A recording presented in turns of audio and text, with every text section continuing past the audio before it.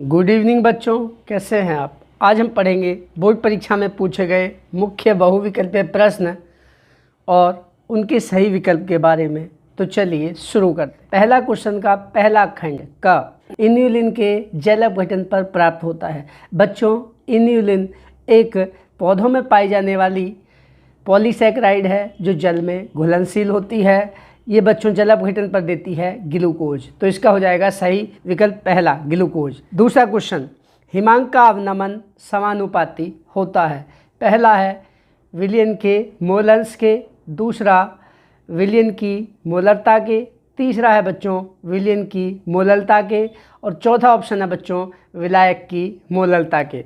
देखिए बच्चों, हिमांक का अवनमन, हिमांक का अवनमन का सूत्र क्या होता है बच्चों, डेल्टा टी बराबर, ठीक है, डेल्टा टी बराबर 1000 गुणा के एफ गुणा स्मॉल डब्लू बटे स्मॉल एम गुणा कैपिटल डब्लू। ये होता है बच्चों हिमांक में अवनमन। डेल्टा टी बराबर 1000 गुणा के एफ गुणा स्मॉल डब्लू बटे स्मॉल एम गुणा कैपिटल डब्लू। बच्चों इस 1000 को हम नीचे ला सकते हैं, तो ये हो जाएगा के एफ गुणा स्मॉल डब्लू बटे एम गुणा कैपिटल डब्लू बटे 1000 बटे, बच्चों ये ऊपर वाला 1000 हर के भी बटे में आ जाएगा, नीचे इसके बटे में भी ला सकते हैं नीचे 1000, ठीक है, ऊपर ये लाएंगे तो ऊपर ही आ जाएगा। तो देखिए बच्चों, इतने का एक सूत्र होता है, इतने का एक सूत्र होता है स्मॉल डब्लू बटे स्मॉल एम, यानी कि स्मॉल डब्लू बटे small M into capital W K G में। बच्चों यदि डब्लू ग्राम में है तो 1000 से भाग दे देंगे तो क्या बन जाएगा बच्चों, डब्लू विलायक की मात्रा किलोग्राम में। तो ये सूत्र होता है बच्चों स्मॉल डब्लू बटे small M into capital W K G में, स्मॉल डब्लू बटे small M into capital W 1000 से भाग देंगे किलोग्राम में। इसको कहते हैं बच्चों हम मोललता। तो ये डेल्टा टी बराबर हो जाएगा के एफ गुणा, इंपॉर्टेंट है बच्चों, ये पूछा आ सकता है, एम नॉट मोललता के। बच्चों मोलल अवनमन स्थान को हटा दिया जाए तो डेल्टा टी बराबर क्या हो जाएगा बच्चों, अनुक्रमानुपाती हो जाएगा एम नॉट के, अर्थात हिमांक का अवनमन अनुक्रमानुपाती होगा बच्चों मोललता के। किसकी मोललता, विलयन की मोललता के। तो देखिए बच्चों इसका ऑप्शन कौन सा सही है, इसका ऑप्शन देखिए, हिमांक का अवनमन समानुपाती होता है, यानी कि अनुक्रमानुपाती होता है किसके बच्चों, अभी निकाला हमने मोललता के। देखिए मोललता का कौन सा क्वेश्चन है, विलयन के मोलंस, विलयन की मोललता, विलयन की मोललता, विलायक की मोललता। बच्चों मोललता विलायक की नहीं होती है, मोललता हमेशा विलयन की होती है। तो इसका सही विकल्प हो जाएगा तीसरा। अगला क्वेश्चन देखिए, Zn plus Cu plus 2 bracket में aqueous arrow Zn plus 2 plus aqueous plus Cu। देखिए बच्चों E degree Zn plus arrow बराबर माइनस 0.76 वोल्ट और E degree Cu plus plus oblique Cu बराबर माइनस 0.34 वोल्ट सेल का EMF होगा। Cell का EMF पूछा है बच्चों, EMF या ई सेल बराबर होता है बच्चों, EMF बराबर क्या होता है, सूत्र लिखवाया था हमने आपको EMF का, EMF बराबर होता है ई कैथोड माइनस ई एनोड, ठीक है, ये सूत्र होता है बच्चों EMF का। कैथोड क्या होता है, कैथोड होता है बच्चों जिस इलेक्ट्रोड के लिए इलेक्ट्रोड विभव का मान अधिक धनात्मक हो, जो अधिक ऋणात्मक वैल्यू होती है उसको कहते हैं बच्चों एनोड माना जाता है, और जो अधिक धनात्मक या कम ऋणात्मक होती है उसको कहते हैं कैथोड। तो बच्चों देखिए इन दोनों में ये ज़्यादा ऋणात्मक है माइनस 0.76, तो ये एनोड हो जाएगा, ये वाला कम है माइनस में, तो ये कैथोड हो जाएगा। तो EMF क्या हो जाएगा, माइनस 0.34 माइनस एनोड का मान कितना है बच्चों, ये माइनस 0.76। अब ब्रैकेट को खोलेंगे बच्चों, ये माइनस माइनस हो जाएगा प्लस, माइनस 0.34 प्लस 0.76। अब इसको घटाएंगे तो बच्चों ये आ जाएगा 0.42 वोल्ट प्लस में। तो बच्चों ये तो आपको नहीं दिया है, तो इसका क्वेश्चन में चिन्ह गलत दिया है बच्चों, ठीक है, इस प्रश्न में आपको इसका क्वेश्चन का चिन्ह गलत दिया है बच्चों। जो E degree Cu plus plus oblique Cu है, इसका मान बच्चों यहाँ पे प्लस में होगा, यहाँ पे प्लस में होगा। यदि प्लस में होगा तो बच्चों ये प्लस रहेगा, ये प्लस रहेगा, तो ये दोनों जुड़ जाएंगे, तब बैठेगा 1.10 वोल्ट प्लस का। तो इसका सही विकल्प कौन सा हो जाएगा बच्चों? पहला वाला 1.10 वोल्ट, तो सही विकल्प हो जाएगा फर्स्ट। इसके बाद देखिए बच्चों अगला क्वेश्चन, शून्य कोटि की अभिक्रिया के वेग नियतांक की इकाई है minute inverse, litre, mole inverse, minute inverse, mole inverse और मोल, लीटर इनवर्स, मिनट इनवर्स, विमाहीन, कोई मात्रक नहीं है। तो बच्चों देखिए शून्य कोटि अभिक्रिया होती है dx/dt बराबर k इंटू एक्टिव मास ए की पावर 0। तो इसकी किसी की पावर 0 होती है तो बच्चों उसका मतलब होता है 1, तो यानी कि dx/dt बराबर हो जाता है k वेग नियतांक। वेग नियतांक का मात्रक क्या हो जाएगा बच्चों? यह सांद्रण जो कि होगा मोल प्रति लीटर में बटे dt, समय आपको मिनट में दिया है, मिनट लिख लेंगे, तो हो जाएगा मोल बटे लीटर मिनट। ठीक है, इसी को हम क्या लिख सकते हैं बच्चों आगे?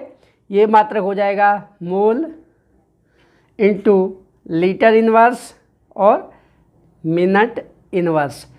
क्या है मात्रक? मोल। शून्य कोटि अभिक्रिया के लिए वेग नियतांक का मात्रक होगा बच्चों mole litre inverse, mole litre inverse, minute inverse.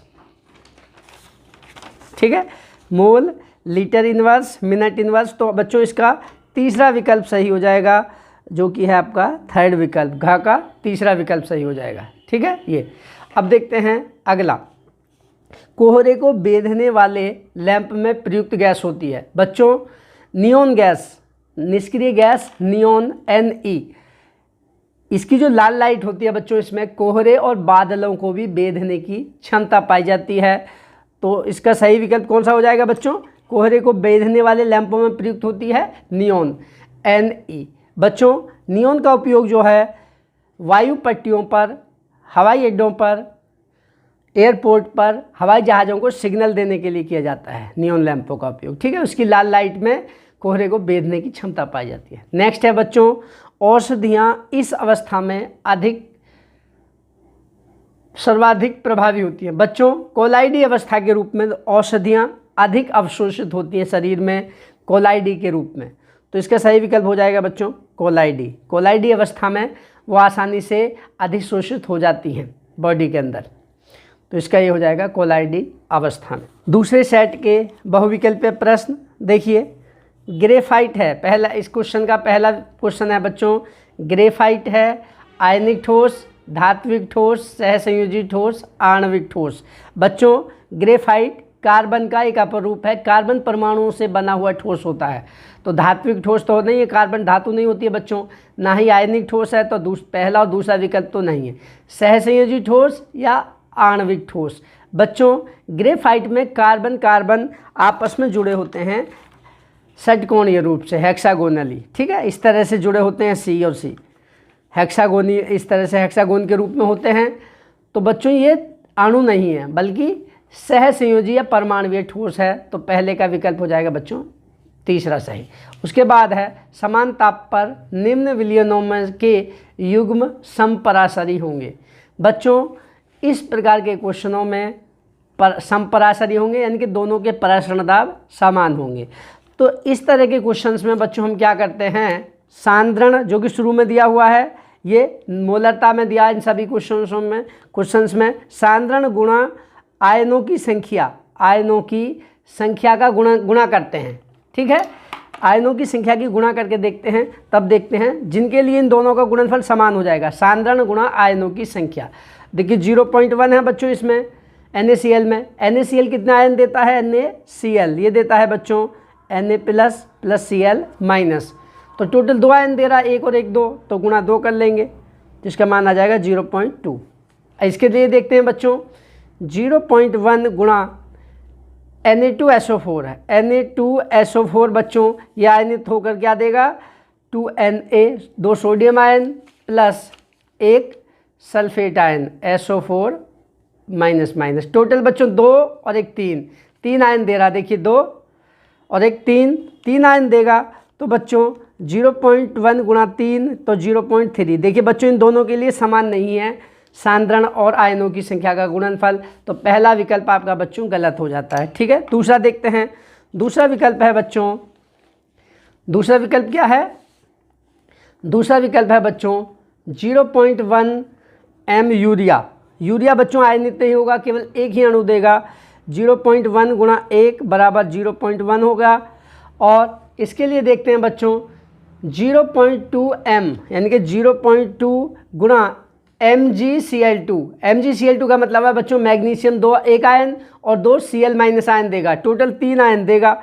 तो गुणा 3 तो कितना आ जाएगा बच्चों, इन दोनों की गुणा लगाएंगे तो ये आ जाएगा बराबर करके 0.6। तो बच्चों दूसरा भी एक का मान आया है 0.1 इसके लिए, और इसके लिए आया है 0.6। तो बच्चों ये आपका तीसरा विकल्प भी गलत है। दूसरे को देखते हैं, इसके लिए बच्चों 0.1 गुणा 1 1 रहेगा, 0.1 गुणा NaCl एक Na और एक Cl 2 आयन, 0.1 गुणा 2 बराबर 0.2, ये दोनों भी गलत है। चौथे को देखते हैं बच्चों। अब बच्चा हमारे पास केवल एक ऑप्शन चौथा सही है या गलत है, ये हमको देखना है बच्चों। देखिए 0.1 m यानी कि 0.1 गुणा कैल्शियम नाइट्रेट CaNO3 का होल ट्वाइस। बच्चों इसमें CaNO3 का होल ट्वाइस है, तो एक आयन तो बनेगा बच्चों इसको जल में घोलने पर Ca++ प्लस 2 आयन बनेंगे नाइट्रेट NO3-। तो बच्चों 1 और 2 3, टोटल 3 आयन हो गए, तो गुणा 3 तो ये हो जाएगा 0.3। और इसमें देखते हैं बच्चों 0.1 गुणा Na2SO4। देखिए बच्चों सोडियम सल्फेट, देखिए कैसे आयनित होता है सोडियम सल्फेट आयनित होता है बच्चों 2Na plus SO4 minus 2 ion और एक आयन। देखिए बच्चों 3 आयन हैं, तो गुणा 3 बराबर 0.3। अब देखिए बच्चों केवल इस चौथे विकल्प में 0.1 m CaNO3 का होल ट्वाइस और 0.1 m Na2SO4 के लिए आयन और सांद्रण का गुणनफल दोनों के लिए समान है। तो बच्चों केवल समान ताप पर निम्न विलयनों के युग्म समपराशरी होंगे, यानी कि पराशरण दाब बच्चों समान होंगे चौथे विकल्प के। केवल आपका चौथा विकल्प सही है। इसके बाद देखते हैं बच्चों 4 धातुओं A, B, C, D के मानक इलेक्ट्रोड विभव प्लस 1.54 वोल्ट, दूसरा -20 वोल्ट, प्लस 0.34 वोल्ट तथा -0.76 वोल्ट हैं। इन धातुओं की घटती हुई सक्रियता का क्रम होगा। बच्चों इन धातुओं की घटती हुई सक्रियता का क्रम क्या होगा, ये आपसे पूछा है, ठीक है। तो देखिए बच्चों इसके लिए हम क्या करेंगे, बच्चों सक्रियता घटने का क्रम होगा जो जितना ज़्यादा, जिस तत्व के लिए इलेक्ट्रोड विभव जितना ज़्यादा नेगेटिव होगा, माइनस वाला होगा, वो उतना ही ज़्यादा सक्रिय होगा, और जिसके लिए इलेक्ट्रोड विभव का मान अधिक धनात्मक प्लस का होगा वो उतना ही कम सक्रिय होगा। इसमें पूछा है घटते क्रम में, यानी कि हमको इलेक्ट्रोड विभव को बढ़ते क्रम में रख देना है, वही आपकी सक्रियता के घटने का क्रम हो जाएगा। तो बच्चों A, B, C, D ये 4 तत्व हैं। A के इलेक्ट्रोड विभव का मान कितना है, प्लस 1.5 वोल्ट। B के लिए है बच्चों -2.0 वोल्ट। C के लिए कितना है बच्चों, C के लिए है प्लस 0.34 और D के लिए है बच्चों -0.76 माइनस में। अब बच्चों देखिए सबसे ज़्यादा माइनस में है ये B वाले का 2.0 वोल्ट, यानी कि B सबसे ज़्यादा सक्रिय है। उससे कम सक्रिय बच्चों, इससे कम माइनस वाला है ये D। उसके बाद आएगा D बच्चों, उससे भी कम सक्रिय कौन होगा। अब माइनस समाप्त हो गया, प्लस में बढ़ते क्रम में, इसको बढ़ते क्रम में रखना है इलेक्ट्रोड विभव, वही सक्रियता घटने का क्रम हो जाता है। तो इसके बाद आएगा बच्चों C, और उससे भी ज़्यादा धनात्मक है बच्चों A। तो सही क्रम क्या हो जाएगा, BDCA। अब देखिए कौन सा है, BDCA बच्चों दूसरा विकल्प आपका सही हो जाता है। इसके बाद है बच्चों आपका अगला घ, निम्नलिखित अभिक्रिया में कौन सी अभिक्रिया शून्य कोटि की अभिक्रिया है। शून्य कोटि की अभिक्रिया होती है बच्चों जिसका वेग अभिकारकों की सांद्रता पर निर्भर नहीं करता। यह है बच्चों एथिल एसीटेट प्लस NaOH, ये बन जा रहे हैं CH3CONA प्लस C2H5। बच्चों क्षार की उपस्थिति में, NaOH की उपस्थिति में एथिल एसीटेट का जल अपघटन जो होता है वो होता है द्वितीय कोटि की अभिक्रिया। तो बच्चों ये शून्य कोटि की अभिक्रिया तो नहीं है। दूसरा मेथिल एसीटेट प्लस H2O, ये है एसिटिक अम्ल प्लस मेथिल अल्कोहल। बच्चों इसमें ये कहलाती है आभासी एक अणुक अभिक्रिया, अर्थात इसकी कोटि होती है बच्चों 1। दूसरी है 2FeCl3 plus SnCl2 arrow 2FeCl3 plus SnCl4। बच्चों इसकी कोटि होगी 3। नीचे वाली देखिए H2 plus Cl2 arrow 2HCl। बच्चों ये रिएक्शन हाइड्रोजन और क्लोरीन की अभिक्रिया से जब HCl बनता है, ये रिएक्शन करती है उपस्थिति में सनलाइट की। ये रिएक्शन निर्भर करती है केवल सनलाइट की, इसलिए बच्चों इस अभिक्रिया का वेग H2 या Cl2 पर निर्भर नहीं करता। यही बच्चों शून्य कोटि की अभिक्रिया है। इसका विकल्प हो जाएगा सही डी। इसके बाद है बच्चों नेक्स्ट, एमाइडों से एमीन बनाने में प्रयुक्त अभिकर्मक है। बच्चों देखिए एमाइड से एमीन हम बनाते कैसे हैं, वो हम रिएक्शन आपको बताते हैं। देखिए बच्चों रिएक्शन होती है एमाइडों से एमीन बनाने की रिएक्शन। बच्चों एमाइड होते हैं RCONH2, जिसमें CONH2 ग्रुप पाया जाता है, उसे कहा जाता है एमाइड। एमाइडों से एमीन बनाते हैं बच्चों हॉफमैन ब्रोमामाइड अभिक्रिया के द्वारा। Br2 प्लस KOH, यानी कि इसके साथ रिएक्शन कराएंगे इसकी ब्रोमीन प्लस 4KOH। तब बच्चों इनकी बीच जो रिएक्शन होती है 2Br2 लेंगे, तब बनता है बच्चों आपका, नहीं Br2 ही रहेगा खाली, तो ये बनता है बच्चों RNH2 plus 2KBr plus K2CO3 plus 2H2O। ये निकल जाता है इसमें से, यानी कि बच्चों इसमें से CO ग्रुप निकल जाता है K2CO3 के रूप में। इसको कहा जाता है हॉफमैन ब्रोमाइड अभिक्रिया। तो अभिकर्मक क्या है बच्चों, यह है एमाइड। एमाइड से एमीन बना रहे हैं बच्चों हम, ये एमीन है। इस एमीन को बनाया जाता है एमाइड से हॉफमैन ब्रोमाइड अभिक्रिया के द्वारा, ब्रोमीन और कास्टिक पोटास की उपस्थिति में गर्म करके। तो अभिकर्मक बच्चों इस रिएक्शन में एमाइड को एमीन में परिवर्तित करने वाले अभिकर्मक कौन से हो जाएंगे, ब्रोमीन और KOH। बच्चों पहला ही विकल्प आपका सही है।